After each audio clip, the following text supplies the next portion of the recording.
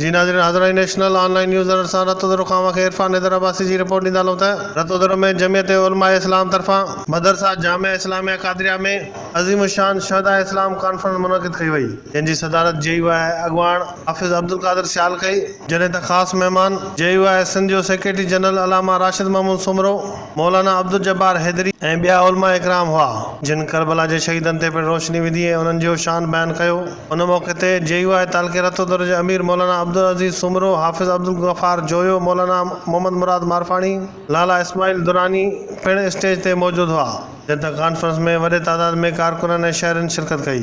मुल्लन हुते 40 मुल्कनि जे फ़ौज जो सत्यानाश कयो। इंशाअल्लाह हिते बि ॾाढी लटके वारा आईन जे रस्ते, पार्लियामान जे रस्ते, जमहूरियत जे रस्ते, दीन जे दुश्मननि, इस्लाम जे दुश्मननि, धरतीअ जे दुश्मननि